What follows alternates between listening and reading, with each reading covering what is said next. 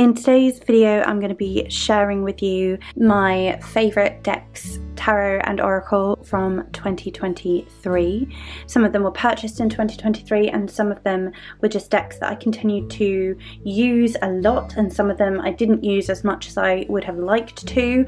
However, they were absolutely standouts for me in terms of the ways in which I was able to approach my work, in terms of the healing that was provided, and in terms of the quality of the readings that I received when I utilised these decks. Also just decks that I'm drawn to, decks that I find beautiful. So if you're interested to see my favourite decks for 2023, grab yourself a nice hot drink, settle back, relax and enjoy. Hi everyone, welcome back to my channel. Thank you for joining me today. I hope you are well and that January is treating you good so far. I am unfortunately under the weather again. My kids have definitely picked up bugs. My daughter had a temperature last weekend. My hubby has a cough, and I basically was feeling sort of flu-y symptoms this week. Severe migraines, stomach pains, shivers and feeling hot and cold and such. And then a nasty infection which has been horrendous, and I've been on antibiotics, but I've been in a lot of pain, and as a result my body is swollen and definitely feeling the levels of infection. So I've been taking some time away from certain things to recuperate, but I really wanted to film this for you because I've been excited. I'm excited to film this every year. I'm just going to go into these ones first because you've seen these ones 1,000 times. I always use these. These are the Centennial, the Rider-Waite Smith. You've seen this 1,000 times. You know what it looks like. You know what the colours are like. It's just a beautiful deck. It's always out like this. Not in this room, but in my bedroom actually, on my bookcase, and I utilise it whenever it feels right, which is a lot of the time. So I'm not going to labour too much on that, but it's always a staple. I'm a Rider-Waite Smith girl.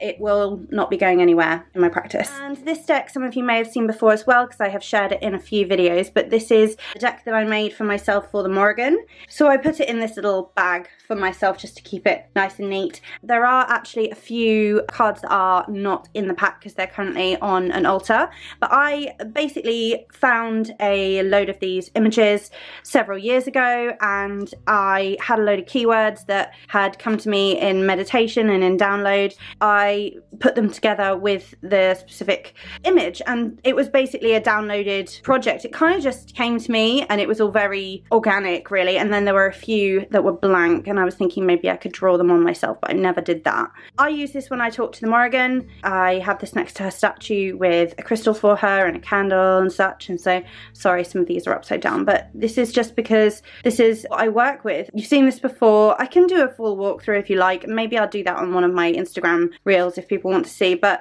I love this deck because I made it myself, and it is, apart from like journey work and just talking to the Morrigan and prayer at my altar space, it's a really direct line of communication with the Morrigan. And this year there's been a lot more guidance in terms of just like support level from the Morrigan rather than like petitioning or asking or venerating as such. There's been more talking and guidance and thanking and honouring and gratitude rather than like working with, if that makes any sense at all. It's almost like a guardianship type thing. I've been, as many of you know, working with Lilith quite a lot this year, more so than the Morrigan. It's not been as frequent as working with Lilith, but it has still been in my practice, and this still, it has an important place on my bookcase, which is basically one of my altar spaces, and you can see that in my recent altar spaces video, but that continues in my practice. So next up I'm going to share quite a new deck for me, and it's the Ritual Tarot by Tierra May. I've been waiting for this since the Kickstarter this year, so not that long,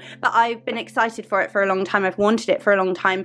I mean, I know it's an expensive deck. Other people can walk through these decks better than I can. That's not what the point of this video is. It's more just to show you the decks that I have been working with. So some of these cards are not included in the deck here either because I have been keeping out my spread for the year, looking at it and pondering on it. So I'm still not finished with that work. So this isn't the complete deck. I haven't put the cards back yet. So there are a few cards missing, but you get the gist of the beautiful deck. Obviously, it's a collage deck and it's based on the archetypes, and Tierra May is a very intelligent, talented artist. The work really speaks for itself. It's a very popular deck right now. I saw it on so many people's channels. It's just been one that I've wanted for a really long time, and I've really enjoyed working with it. I feel that it definitely speaks to the heart of the matter quite quickly and profoundly. I think it will work really, really well with the Tantric Dakini Oracle as well, so I'm excited to pair those, and the Black Madonna as well. I'm excited to pair them. I'm really excited to work more with this year, because obviously this is only, I think it arrived in December, maybe it arrived in November, but I've really enjoyed it since it arrived and used it a few times already and really, really love it. The Ritual Tarot by Tierra May. Next up, you'll have seen this deck recently in my most recent tarot video, I think, on my Lilith altar as well. So I will commune with Lilith primarily with this deck too, although I do have a couple of other decks I do talk to Lilith through as well. I love the whimsical kind of nature of this deck. It feels like it speaks to a part of the inner child that was suppressed, like the scapegoat aspect, those kind of archetypes that are pushed down in shadow. There is an actual Lilith card which I love, and Lilith fur, so there's Lucifer involved as well. Obviously very abstract kind of art, very beautiful. I think it really, really speaks to certain emotions, and it speaks to the ways in which I feel I need to move, or the ways I feel I am moving at a certain point, and kind of either validates or questions, probes at what it is that I'm going to the cards for. I know some people talk about Lilith like she's really dangerous and you shouldn't work with her and da da da da da, so dangerous. Completely not. My experience of her, that it's not because I'm coming from a new age feminist perspective, not that that's bad in any way, shape or form, that's completely valid. I am definitely working with a demoness as well as a goddess of Lilith, but she's not this terrifying figure for me. Very, very healing goddess to work with, and a deity. I've experienced so much profound healing from trauma and past events and circumstances and toxic relationships that I cannot put into words, really. I mean, it's so personal. Obviously, personal gnosis, of course, and I completely respect and value the feminist kind of figure that Lilith has in sort of this, you know, more feminist modern day witchcraft perspective, but I'm definitely looking at lore, the alphabet of Ben Sira, etc., and looking at those stories and reading about Lilith, learning more and more and more, and diving into the archetypes as well. And there've been a number of books that have really supported that, and there's so many more that I need to work on. But going off on a tangent, but this has been a really great deck to commune with Lilith, and I love the art, and I feel that sometimes with the weight of the topics I'm going to Lilith about, or that we're exploring together, the whimsical nature of this artwork and this kind of soft, caring kind of vibe. You see how there's this hug here, and the wolf totally speaks to me. I have a wolf spirit guide who comes to me a lot when I'm in journeys and on the astral, and it's incredibly comforting, and this just feels like it completely aligns. It just slotted right into my practice, and I knew it would. So I'm thrilled with this deck. This is by Little Darkness, who is Marion Constantin, and also the creator of the Reclaim Oracle, which I do love the look of and may one day purchase, but at the moment this is one I'm loving. Okay, so I'm gonna have to be real about this right now. This is The Mysteries of the Black Madonna. And I said in my video last year that I wanted to use this more. I don't think I've used this that much more. I think I've used this a couple of times, but it's still like singing to me. It's like in my head and I cannot get away from it. It's like, I'm so glad that I invested in this. And I think I may have told you, it was a couple of years ago now, and it was after the winter solstice, before the new year. I think it was 2021 going into 2022. I had a visitation from the Black Madonna on the astral, and it was incredible. Like, I just can't. I was brought up as a Christian, not Catholic, so Mother Mary never played like a really huge significant part in my childhood, other than the teachings I learnt from my schools, which were Christian schools, which C of E. It was kind of traditional back then. I think a lot of the schools in England were C of E, not now, which is, I think, a better thing. It's more inclusive, but we were kind of raised singing hymns and such in assembly. So, I mean, I was raised in that environment, but I always thought very highly of Mary, and I learnt about Mary Magdalene, and these feminine figures have always been incredibly important to me, and figures like Isis, who some people talk about the connection connection between these energies. And I would call myself a polytheist, and leaning towards hard polytheist as well, believing that these are separate entities, but I do believe that energies align and mingle and intermingle. This deck, I still feel like there's something, I feel like I haven't got to the core of the beauty of this. Like I've not like managed to uncover, unfold, extract the wisdom and the magic and the majesty from this deck. After my encounter with the Black Madonna a couple of years ago, I did do a full spread in my journal, and I did a pencil drawing, a line drawing, and I've been working on my expressionist kind of art with pencils, coloured pencils, pastels, oil pastels, and paints, watercolour paints primarily, but I do love oils. If I see something or someone like comes to me in a visitation on the astral or whatever, I feel like I need to capture it somehow, and so the only way to do that is to draw it. So I find something that looks as similar as possible as like a base kind of drawing, and then we'll go from there. But I just remember it being incredibly profound and healing. I think now, looking back, I think there were some warnings actually, but I feel there's more work to do here. I will also say that whilst Lilith is around, I am also connected to Eve. There's no way to not connect to Eve when you connect to Lilith, but there have been some dip of several days and weeks when I've been unwell, either in myself, my body, or my mind, soul, spirit, and Mother Mary has come forth. Mother Mary has come forth for me. I've prayed with the Hail Mary a number of times using some rosaries I have, and I found it so healing and soothing. Mother Mary's just been there, and so I think that's why there's this draw to this deck, and it's still a favourite, even though I've not used it as much. And I think it's because there's this beguiling effect to it, and I'm not sure where to go with it. I think what I need to do is get the book. The book is not in this bag because it's bigger. It's on my shelf. But I think what I need to do is actually just cover to cover read the book, because I've read little parts of it. I've read like the intro, and when I get a card I'll read that through. But I think I need to like deep dive into this deck. I think that's what it requires, and it was expensive enough to earn that kind of investment into it. And I think she's an important enough figure to me, and has been for a long time, that warrants that deep investigation and time spent and energy. I want more of this deck, basically. I just want to like dive into this deck. Next up, I shared this deck on my recent tarot and oracle decks video. This is the Serpent Icons, and this is from Anathema Publishing. This is a Marseille-based mages only deck, and it's incredibly powerful, as you can see. It has rituals that go with it. There's a whole long journey process that I started, dipped my toe into, but because of the work I'm doing with Lilith that is so all-encompassing, and then everything else about my spiritual practice work, etc., and then having the astrology course and everything I always talk about in my practice, which is a lot, I just didn't go much further with it. It's similar actually to the playing card thing. I was learning how to interpret playing cards for playing card divination, and I kind of put that on the back burner as well. This is a beautiful deck though, and the book is incredible. It's a beautiful hardback. In fact, I'll get it. So this is the beautiful book that accompanies the deck, and it's been signed by the creators.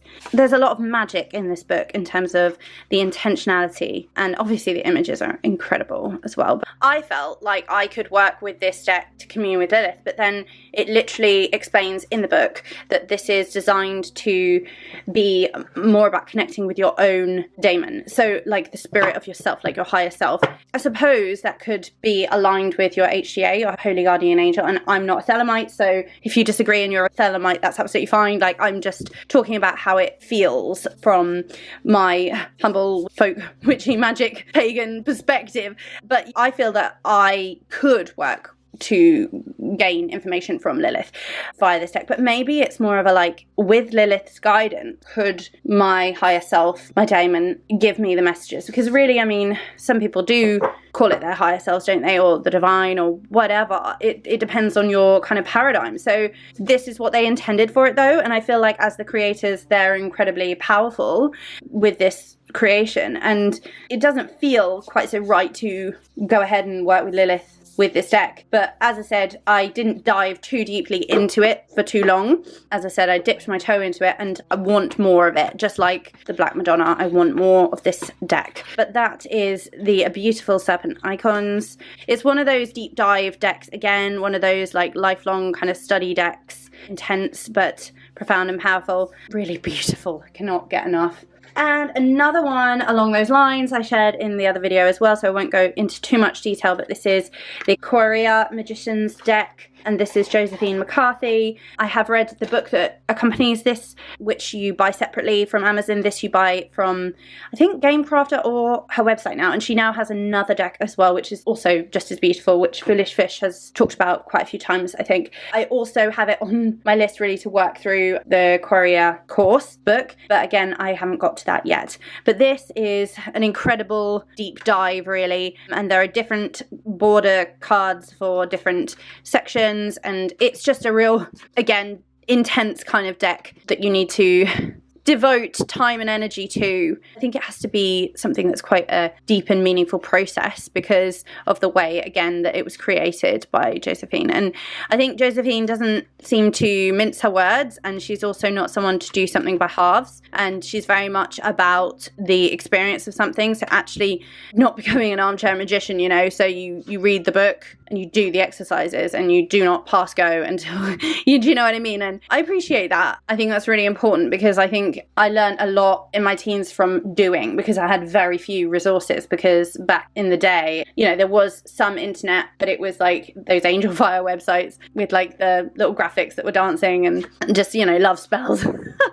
So I had very few resources when I was growing up, and I learned a lot from just try this. I've talked about this before, but I learned how to trust myself and my instinct and be intuitive quite early on in my practice. I never had this kind of like, oh, is this right or wrong kind of thing. And I have a lot I want to learn, but I never had this thing where I had to sort of ask, is it okay if I replace this with this? Because I would just feel into it anyway and connect to the spirit of whatever it was. I learned to do that through experience, so I know where Josephine's coming from with that. I have so much to learn. I'm not saying that I don't. I have so much to learn, and I'm going to continue to do that, hopefully. But this deck is an incredibly beautiful one, and I have to say, let's be completely honest now. I think I'm just being real. I think I'm a bit overwhelmed by it. I mean, not overwhelmed. I think I'm a bit intimidated by it, by the power of it. I'm intimidated by it, and I think sometimes I can feel like I'm not good enough for this kind of deck or this kind of work, this kind of magical work, this kind of occultism. I studied quite a lot of occult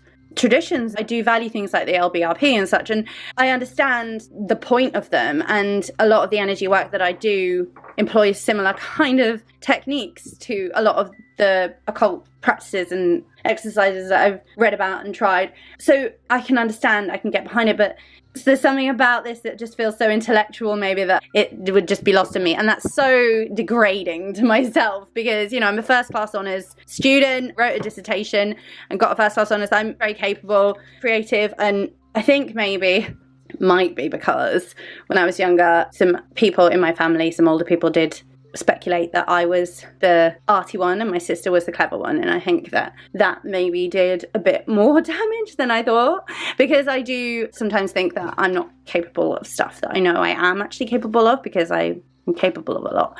That's a bit of an overshare, but if that helps in any way, shape or form, just to sort of say, you know, you can do so much more than you give yourself credit for a lot of the time. I don't know if anyone resonates with that, but I think I really need to devote some time and energy into this as well, so it doesn't give me that vibe anymore, because I love it so much and I want to use it more than I have. So, energy. A favourite has been the Modern Tarot Reader. Obviously, this was the Antique Anatomy by Claire Goodchild. I don't know why they changed the name, and I have no idea why. I really love this deck if I want to reach for like a pit style deck, because of obviously studying herbs and working with bones. I just love the imagery as well. It's a vibe. It's really a vibe, and I also think it's very quick as well to get a kind of idea of what it is. Looking at the plant spirit, looking at the image, it's very quick to interpret. I think you do have to be familiar with pips or know your meanings well enough for it to work, but I really enjoyed this. I think I would like to invest in the Oracle deck that Claire Goodchild has on their Etsy as well at some point, so that's on the list. I'm not thrilled about the backs, but I do love this. So that has been used a lot. Ta-da! One of my favourite decks ever. I think it's a soul deck. I mean, if soul decks exist, this is one, and the Rider-Waite-Smith is one.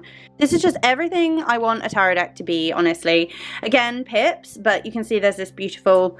This is like the kind of art that I absolutely adore. Obviously, pagan otherworlds, so that kind of speaks for itself in a way. They have these moon cards as well, which is nice.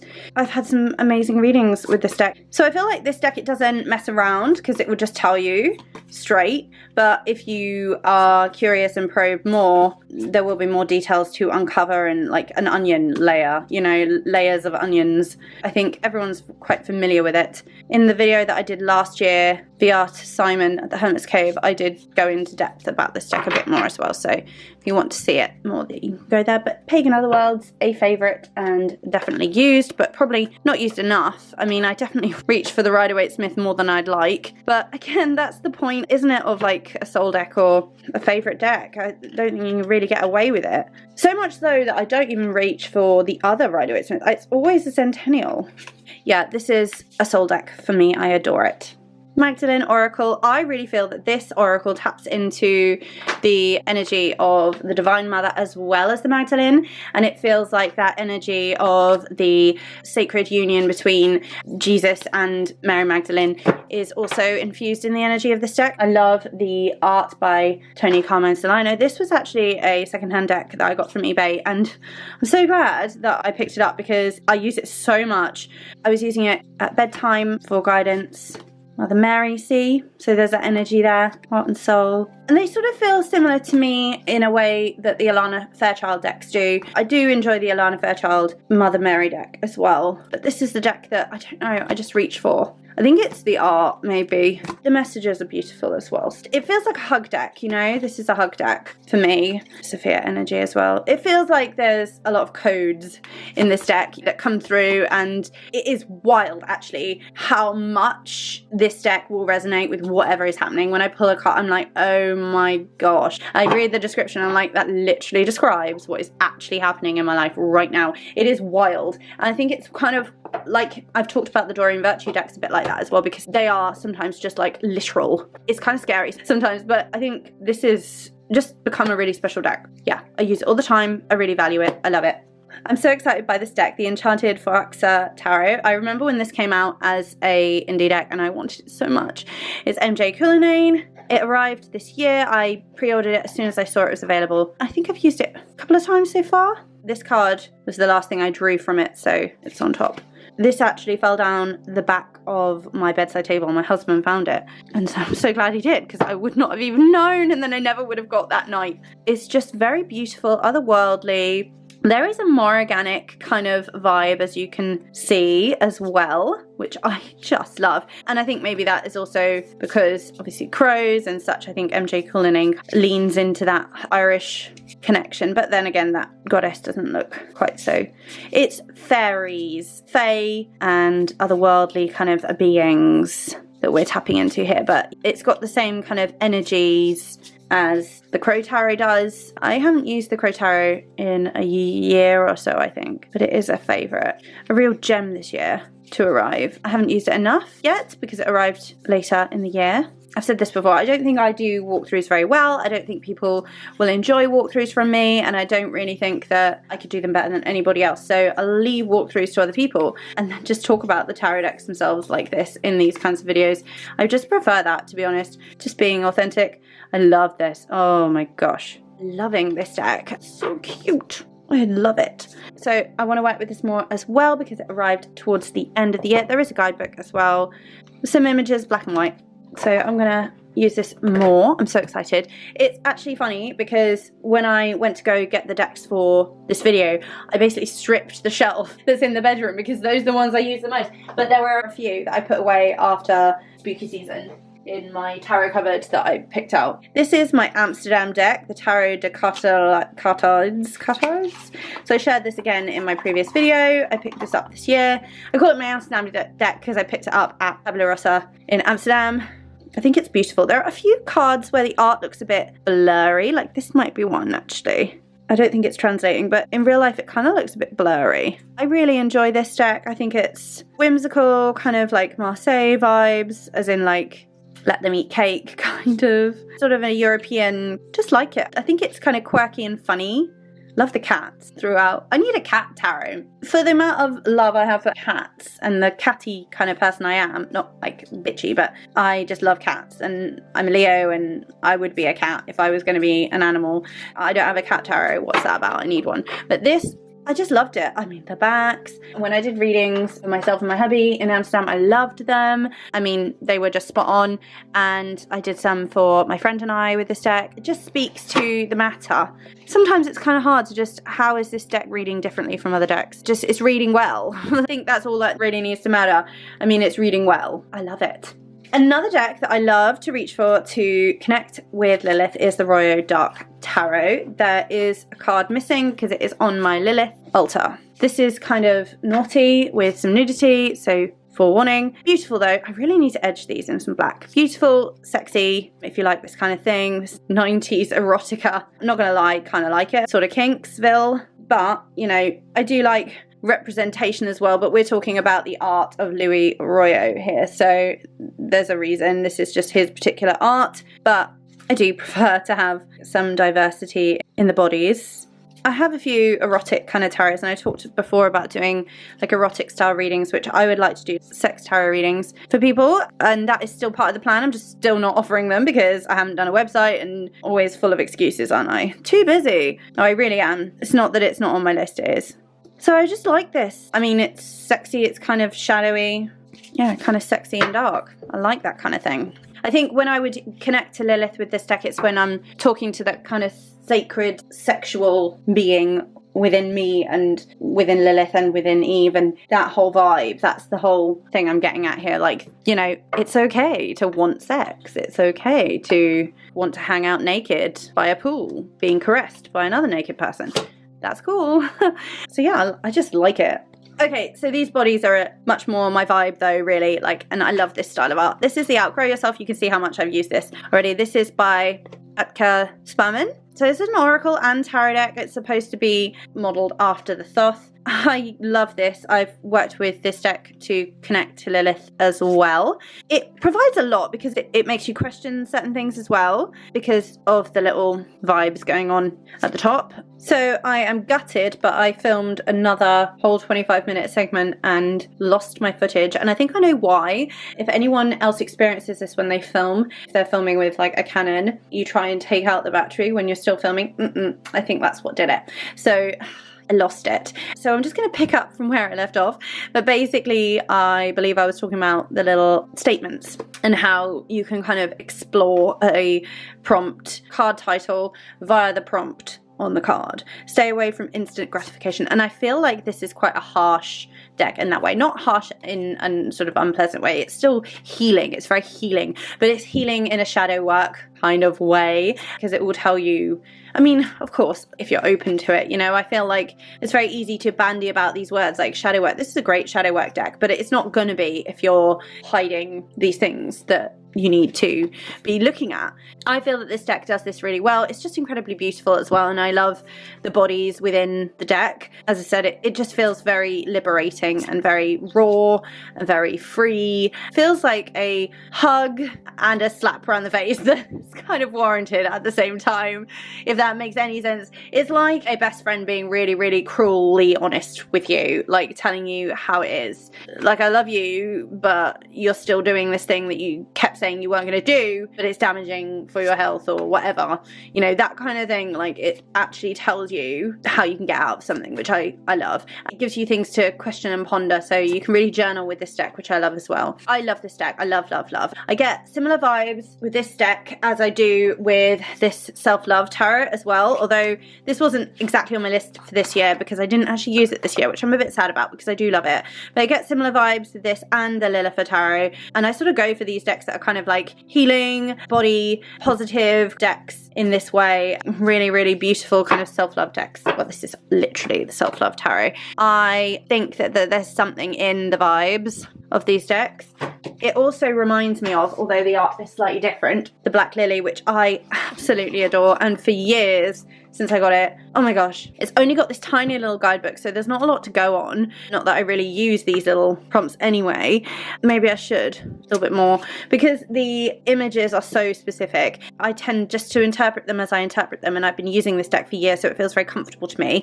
I love the size of it as well, because it's a lot smaller, and it's really, really great to take away with you. So I often will put it in my bag if I'm going traveling, because I know it will give me the answers that I need. I think sometimes I've gotten a few cards from this deck and I've been like, oh, how does that relate? What is that about? So maybe in those circumstances, you know, if you ask a question and you get a card that just feels completely unrelated and you're like, I have no idea what you mean. Even though obviously I know what the card means, but I have no idea what you mean by this. So in those circumstances, maybe it would be good to reach for that little guidebook. Ways in which I can deepen into utilizing my decks. But I have communed with Lilith with this deck as well. It keeps going out of focus, I'm so sorry. But you get the gist with this deck. Again, really beautiful, raw, visceral kind of art, and it feels very sensual in a kind of painful and connected way. And I feel as well, oh look, there's an owl. See, there's owl imagery everywhere. It's Lilith. There feels something very resonant in this deck, along with, I don't think I can say the actual words. I will put a trigger warning here as well, but basically for intentionally causing damage to oneself physically, and also in other ways as well, in terms of the ways that we cause ourselves harm by repeating toxic habits or remaining in toxic relationships or unhealthy dynamics, abusive dynamics, the ways in which we will self-sabotage, etc. And I think that this deck speaks really beautifully to those experiences and emotions and the things you go through with those kinds of things. So it's very raw. There's a lot in this. There's a lot of emotion, a lot of sadness, a lot of grief, fear, a lot of joy as well, and pain and beauty. And it sort of, again, dances around that love, death, suffering theme that I think a lot of the decks I love do. So one of my favorite has been consistently for years. I don't see it going anywhere, to be honest. I tend to have a few that kind of every year will come back out again, because they are just winners. They're just favorites. I mean, winners for me, you know, they work for me. They're beautiful. So I love it. Next up, the Sacred Rebels, which I'm sure a lot of you are very familiar with. I have been connecting to this deck again recently for Lilith. It was because I felt a calling. I do love Alana Fairchild decks, but I haven't worked with the Isis Oracle or the Quanyan Oracle or anything for a long time, or even the Mother Mary one. But this one, Lilith wanted to speak through this deck for me. And then there were like lots of owl images that like popped out, which I was like, oh, wow, okay. So there was a reason. There's a lot of kind of like light code kind of imagery that comes into this deck as well. Illustrations are beautiful, obviously, and very abstract and totally like, but it's kind of softer, more gentle vibes. I think I got that card when I pulled last. It's gentle, so it's more gentle than a couple of the other decks that I have connected to Lilith for.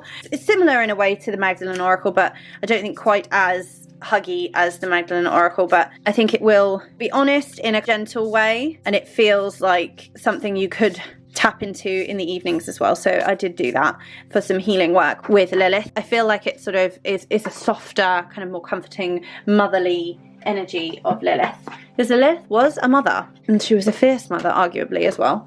So I really love this one. Next up, the Solitary Witch, and I was thrilled because Blue Angel sent me this deck. I love this. This is Lucy Cavendish. For my images in there, but the interpretations are just stunning. When I pulled this deck out before, I did a reading for us, shuffled. This one came out, and it won't mean as much to you now because you won't see it, but when I was going through the cards and talking about this deck, this card was one of the cards that was there when I said, I think I need to do a reading. And then when I actually shuffled and a card popped out, it was this one, and Was She Wants a Silky. So let's start by reading that one, because I meant for it to be something for us all, anyone who's engaging with this video, to resonate with, or for it to be a reading for them. So if it does resonate with you or speak to you in any way, then this is a message for you. Was She Wants a Silky. There are times when she gazes out at the sea and she feels a strange pull deep in her belly. She longs to stand and walk into the water until she swims and swims and swims far away, but she knows not to where, nor even why she has these feelings. What she does know is that she has memories and dreams of swimming deep within the sea with her sisters, of hunting the fish as they rose towards the light of the full moon on the surface. She knew such freedom and such fluidity that it seems strange to her when she wakes that she must breathe amidst the world of air, It feels heavy and unfamiliar. She wonders at times when she sees the heads of the seals rise above the surface of the waters, so welcoming, as if they will speak with her and share with her a secret. She will soon go to them and join their dance upon the shore, and she will know the freedoms of the Magick. She stays in her human form, but they send her the dreams, and in them she knows that she can remain herself, but without ownership by any other. She has her home, she has her powers, she has her wisdom. The Selkies have finally made their message known. Never relinquish your freedom. So the meaning is a memory of utter bliss, dreams of freedom, complete unto herself, satisfied to be without allegiance. One's own truth is foremost. And the reversed meaning, even though this did come out upright, but the reversed meaning is always wanting to belong and never feeling like you do, needing relationships or groups to validate identity, refusing to listen to the secrets of your magical heart, a need for freedom, a desire to return to the Selkie. So I personally felt that this really resonated for me. I feel that I'm very much, actually I was speaking to my husband about this, I feel I am on a new timeline, a better timeline, the timeline I was supposed to be on, and I feel myself separating very quickly from toxic people and places and things that do not resonate and that are not serving me and that are unhealthy for me. And my word of the year, if you've seen my previous video, is release again, and this word is just working through me so much right now. I am literally shedding skins and releasing and purging so much that, like, I don't have the same feelings about things that I did last year. Things that hurt so very much, even towards the end of last year, they still hurt a little bit, some of them. They don't hurt like they did. They really don't. I feel like a newborn, like a rebirth has happened. I think part of that energy is shrugging off that need for validation from others, shrugging off that need to be praised by others and to be approved of by others. I think that I can give myself that. I release all of that. I don't need that from other people, especially people who treat me badly. I feel like there's this new beginning here, and it's beckoning, and it's calling me to be that which I am inherently already, and that most authentic self. And I feel like this is so beautiful because it is allowing us to open up into our freedom, allowing us to open up into the wholeness of who we are as ourselves,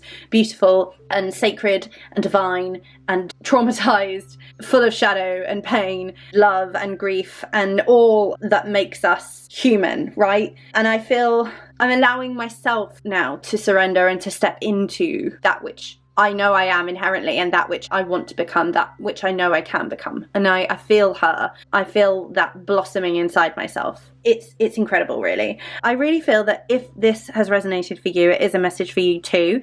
And if you're not sure what it's about, I would definitely recommend journaling on it. And I would also recommend that you either take some space, some time to do some meditation, and maybe go into journey work on the astral, connect to spirit guide or ancestors or deities you work with on the astral and ask for their guidance with this. Or another thing you can do is set an intention for it. You can write a petition and put it under your pillow with some mugwort. You could drink some tea of mugwort with maybe some blue lotus and some valerian root, let it steep, sip that before bed in darkness with just candles. Then maybe even if you wish, you can scry into the tea as you drink it. Meditate upon what it is that you want to ask when you get into your dream, and then as soon as you wake up, whatever it is you remember, whether it's just blank space or you remember being given a piece of cake by someone in your dream, or you remember seeing your mum or your friend or your partner or whatever, or if there's any kind of themes of your dream, write them down. Just write down anything you remember, whatever it is, even if there are a few dreams, whatever,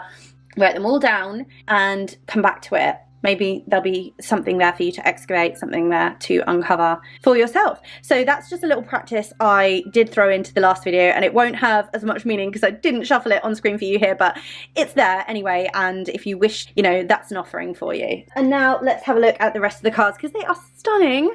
Candy Soul and Soil did a video with this deck, said that one of the cards looks like me, which I thought was so sweet, very kind. I would just love to look like one of these girls, honestly. I don't feel like it today because I'm still full of infection, but we're getting there. We're getting there. Hopefully we're feeling better. But as you can see, like, you do need to read the descriptions because it's not just like a word like gratitude that, you know, you can say, oh, okay, well, it's asking me to be grateful, so what can I be grateful for, and where am I not paying attention, what am I not considering? But it's got more specific kind of themes and energies to it that you need to kind of read up on, which I really like. I like it when card decks do that, because then you actually have to take the time to go into the guidebook and kind of delve into that wisdom. And I think that Lucy Cavendish, Alana Fairchild, they are so good. So this is the card that Candy said looks like me. It's so cute. The charging of her wand. Love it. I think that Lucy Cavendish is so good at that work. Another owl. I love it. So yeah, you can really get some beautiful, beautiful clarity and readings from decks like this. I just love the witchiness as well. I mean, you can't not feel witchy.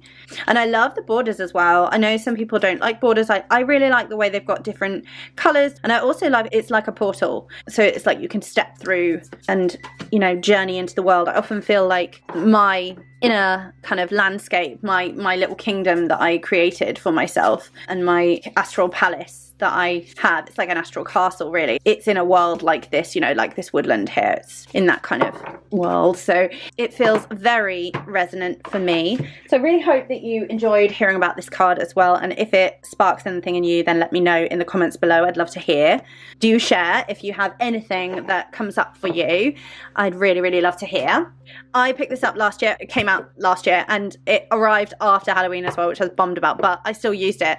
It's so good. Like, first of all, the guidebook is so good because you get these full color images and it's just beautifully produced as well. It's stunning. It's very succinct and it gets right to the heart of the matter. So let's just find one that we want. Oh, Rosemary's Baby is so good. Get Out. This is such a good film. Jordan Peele, 2017. I mean, I told you not to go into that house. Reluctance to disturb social norms in unfamiliar situations can lead to peril. It can be awkward to remove yourself from circumstances that feel wrong, and it's easy to doubt your own judgment. It feels right to give people the benefit of the doubt and exhausting to do otherwise. But others may be counting on your sense of propriety, waiting to sink you into the depths of their own schemes. This film, you can't really trust anybody. So upright, take the advice of a trusted friend. It helps to have an outside perspective and trust your instincts. You know when something's wrong. It just totally makes sense for the movie. And so what I was saying before is, first of all, I love this because everything here can pertain to so many different situations in whoever's life. So you don't even have to know what the movie's about. You don't even have to have seen it. But you can still get something that provides so much wisdom and like, okay, so questioning what part am I playing in this, etc. But when you do know the horror of the actual story and also the themes behind it, because this is a modern masterpiece, a modern horror masterpiece, this film. The themes are so important and so powerful and prevalent in our society and so important to unpick. It's just such a good film. If you haven't seen this film, it's quite scary, but it's worth it. Some of these films I haven't seen. I don't think I've seen The Invasion of the Body Snatchers, but I have some favourites. My favourites, I do love this film, Rosemary's Baby. I haven't seen it for a long time, but I probably couldn't watch it now. I watched it pre-children. I don't know if I could see it now. Suspiria, is it? I couldn't watch that. I was so scared. I had to turn it off halfway through. I really, really like the modern one. I haven't seen the Tim Curry one, but the Alexander Skarsgård one. Terrifying. Couldn't sleep. Evil Dead. This just made me laugh quite a lot, but I haven't seen the modern one. I've only seen the old one. King Kong, Blair Witch. So I'm not actually showing you the cards, so I'll show you the cards and then you can get a vibe. So I'm not even sure what this film is actually, so I probably haven't seen that one.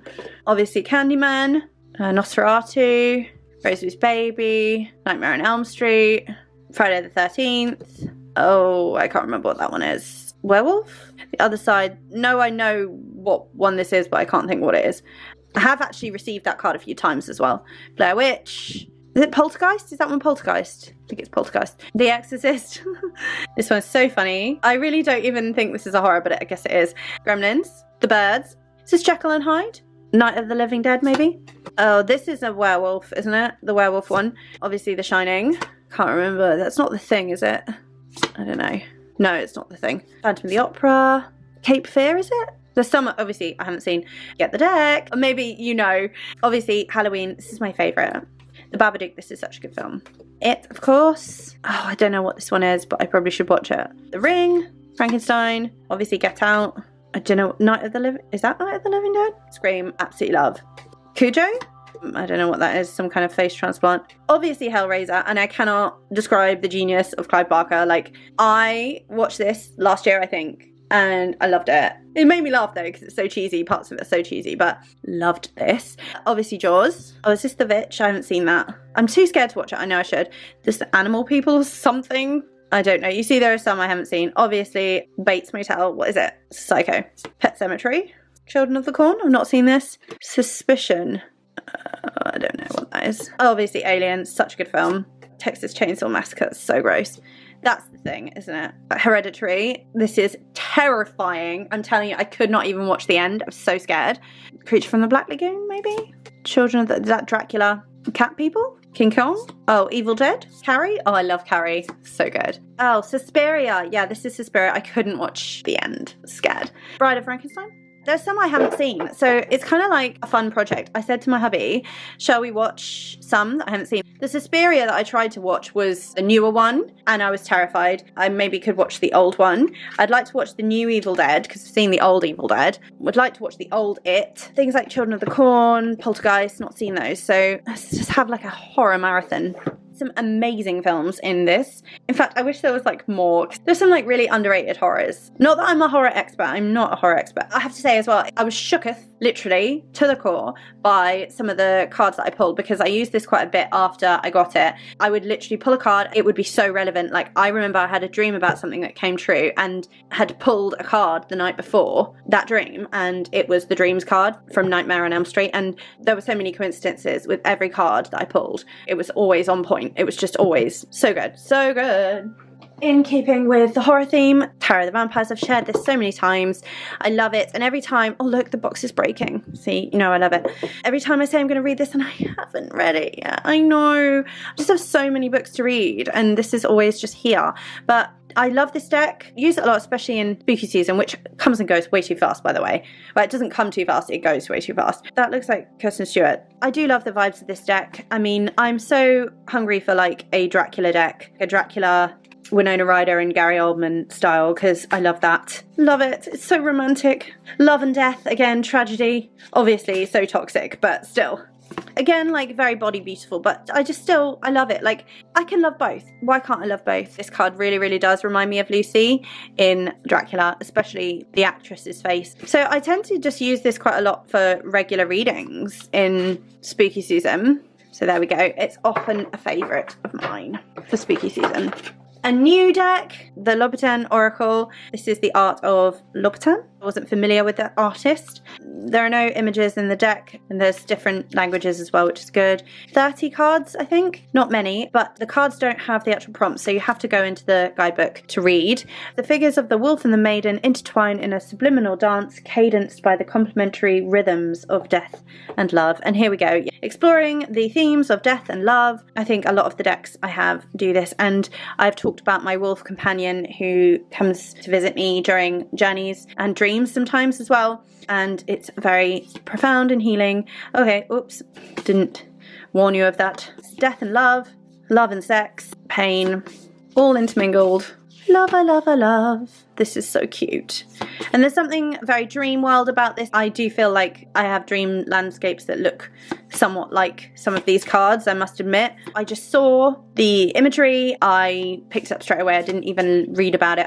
I saw a couple of the images and I knew it was for me. So I jumped straight away at the chance to get this deck. Love, love, love. I have used this a couple of times. I used this alongside the Ritual Tarot for my year ahead reading, just because I wanted to. It's a beautiful, stunning deck and I can't wait to use it more. Vampyres. So I picked this up this year. This is Lucy Cavendish again. I love this deck so much. I have thought about getting this deck for so long, and any of these creatures, you know, from the work of Jasmine Beckett Griffiths, obviously, these young, beautiful maiden, vampire, fairy, doll-like maidens that feature in these decks. I've wanted to get one of these decks for a long time, but also then just didn't. I really felt that the deck I used for my inner child, the Nicoletta Ciccoli, kind of scratched the itch for a while, but then I wanted one that was an oracle, and so I just had to go for it. So the way that this deck looks completely belies the depth and wisdom, guidance within this deck, and the depths to which you can go with this as well. I mean, it's very profound. These will really push you, especially if you look. What I like about it is you can just use what is on the card, but you're better to go to the book and to actually journal around what is here, because there is so much wisdom and gnosis and knowledge, and it's profound. The vampires speak like the story and the blessings, the curse, and then working with the card. Work that you can do alongside the card. So if you wanted to embrace the energy of the archetype, or put it on your altar space, or work with it for some shadow work, or go into the space, commune with this character archetype, you could do that. I love that. Beautiful. It's a stunning, stunning deck. I don't love the soft matte vibe so much. I mean, it feels lovely. They stick. They seem to stick a lot. You get the vibe. There's lots of them. It's a beautiful, beautiful deck. I love it. So I have utilised this deck when working on shadows that have come up alongside Lilith. So I do consider it to be kind of a complementary deck for working with Lilith. But shadows, exploration, any issues really you're up against it. It's very blunt. It's very real. Really, it's very sharp, and it will just hit you right where it hurts, basically. But it's a good one. So I love this deck. I think I shared this last year, but it had only just arrived. But I've enjoyed this year. This is the Magical Botanical Oracle by Christopher Penczak and Maxine Miller. The illustrations are just so folk witch, traditional witch. I love. There's a lot of like this kind of poison path vibe, and there are some poison herbs within this. Mandrake, there you go. And it's just gorgeous. So you can pull a card and work with the energy, or if you have access to whatever herb you pull. Ivy or rose, I love that. So it's got the tree of life there. It's gorgeous. Agaric, thistle, wormwood, sunflower, cannabis, love. So I have a hellebore now. It's really, really nice to see this illustration. And she looks more fierce in this than the vibe I get from the actual plant. It'd be interesting to read about that since I got the plant, actually. Yarrow. And of course you've got so much plant wisdom as well within the book. The book is thick.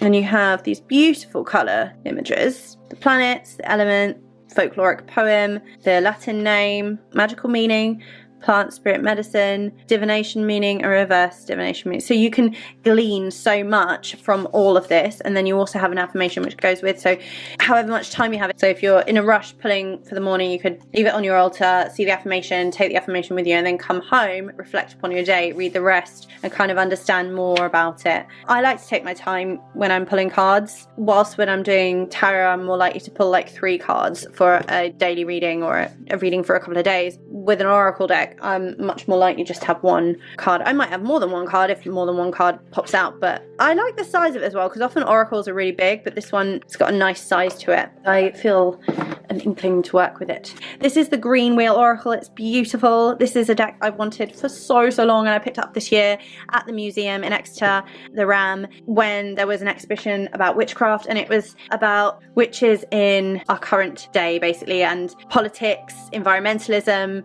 etc. Really eye-opening and beautiful, and these artists had so many beautiful depictions, and there were also some recovered items from witches here in Devon. So my only gripe is this slight bend. So I believe this is like self-produced. It's definitely produced locally by Danielle Barlow, but I just have this gripe because the cards are bent. I've tried to flatten them out, but so far no luck. The backs are stunning.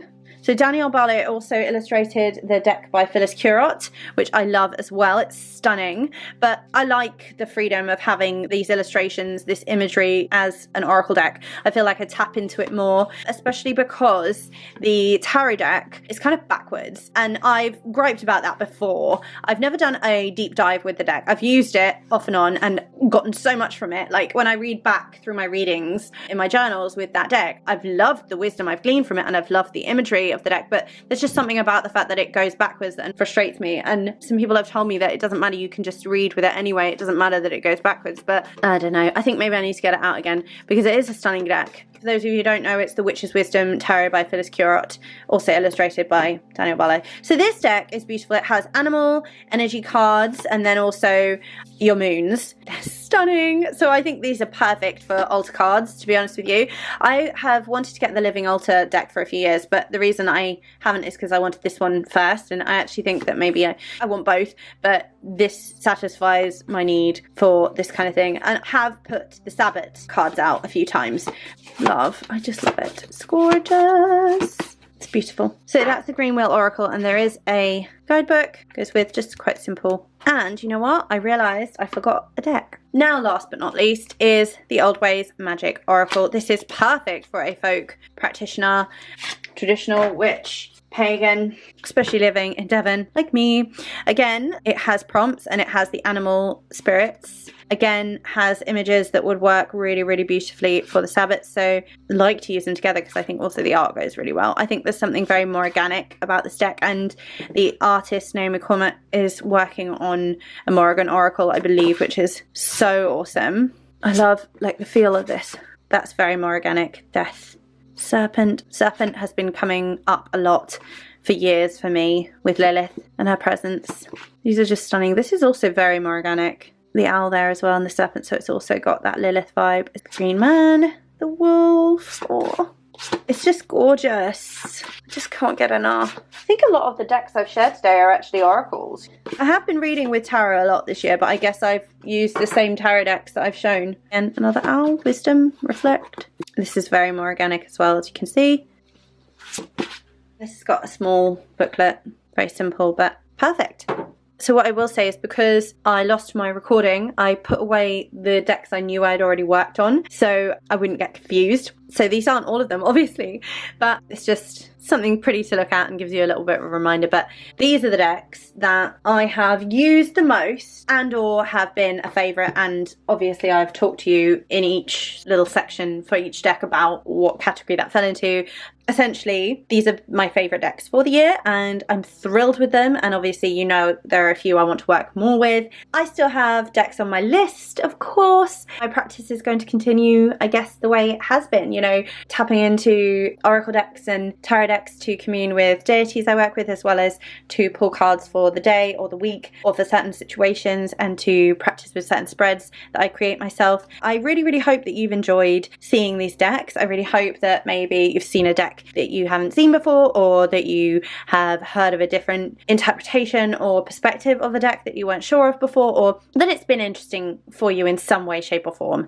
If you are picking up any of these decks, let me know. I'd love to hear from you in the comments box below. Let me know what your most used decks or your favourite decks for 2023 were, either if they came out in 2023, you picked them up in 2023, or if they are just a favourite for you, just like a few of these are for me, you know. Let me know, I'd love to hear. Also leave me a flower emoji in the comments box below as well to let me know if you reach the end of the video. I'd love to see. Just comment below and let me know what you're working on in your practice and how your tarot practice or your divination practice is expanding or growing, or what you're diving into. I'd love to hear what your thoughts and plans are for the year ahead. With that said, thank you so much for joining me. I hope you stay well and safe and have an amazing 2024.